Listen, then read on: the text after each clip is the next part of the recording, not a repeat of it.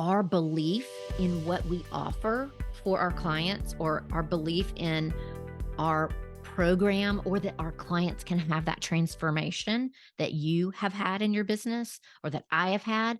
And I want to just uncover that and look at that, about how beliefs about your business can either up level you, or they can keep you from up leveling. So it can keep you stuck, or even not even stuck, but just keep you at looking around and saying, okay, this is how far I think we can take this. But then really turning that on its head and going a step further. So we're going to talk about that today. And I want to tell you a story. This episode is all based on the scripture from Matthew 5, which is "You're the light of the world." The verse 16 of that. And then also it's based on a story of something that happened today outside of my parents' house in their neighborhood. And so I'm going to share with you that story today. Okay. I have been walking every day for exercise. Okay. Yesterday, my dad suggested I take Addie, the golden retriever. Okay. She's 11. She's adorable. I love her. But he suggested, he said, "Hey, are you going to take Addie on your walk?" And I was like, she kind of slows me down. Bless her heart. I mean, she's 11. So in dog years, she's 77. Right. And so I was like, she's going to slow me down, because in my mind, I was thinking, oh, she's going to slow me down because she's going to stop and sniff. She's going to stop and pee. She's going to stop and poop. I'm going to have to pick the poop. I'm going to have to lean down. I'm going to have to get the poop. I'm going to have to get it in the bag. I'm going to have, like, in my mind, I had built it up so that she was totally going to slow me down. Okay. But today I was like, you know what? I'm going to bring her along. Okay.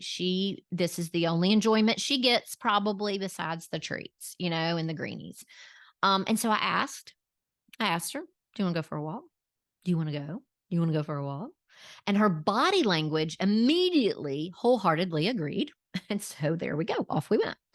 And I could hardly tap my outdoor walk icon on my watch. I have an Apple Watch, and I track my outdoor walk with the watch. And I could hardly tap it before she was pulling on the leash, like ready to go. Like, she's going. She's like, "Let's go. All you had to say is you want to go." And she was like, "Yes, I was ready yesterday." Okay. And so 4 minutes into the walk, because, I can track it. I kind of look down at my watch and kind of see, how many calories, how many steps, what percentage of a mile I've done. And 4 minutes, I remember seeing 4 minutes into the walk, I realized two things. Okay.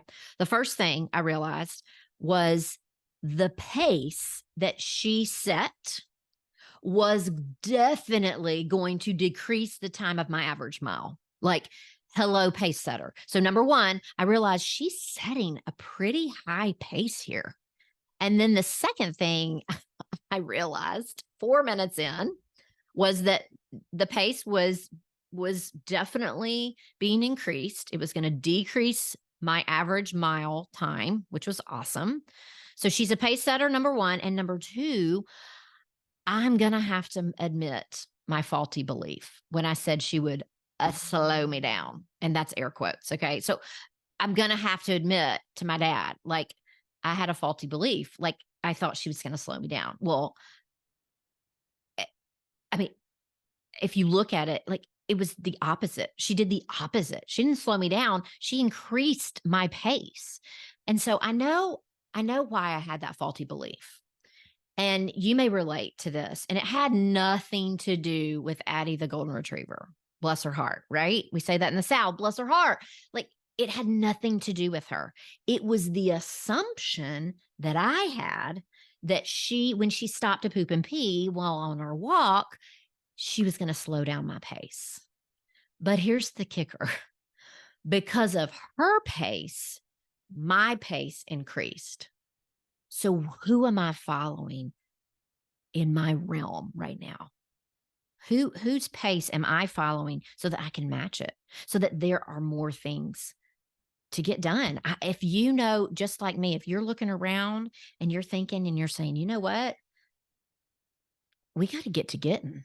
Like there is so much more to accomplish in this life. Like I've got a fire under me. Like I don't there's just more. And so I invite you to think about this. I invite you to go to Matthew 5 verse 14 through 16 and to dive in. I invite you to get that download of that beautiful devotional and really sit with it and think about the pace that you are going in with your business, and just talk to the Lord about it and see what he wants you to do next.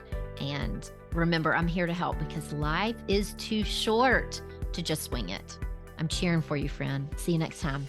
Bye.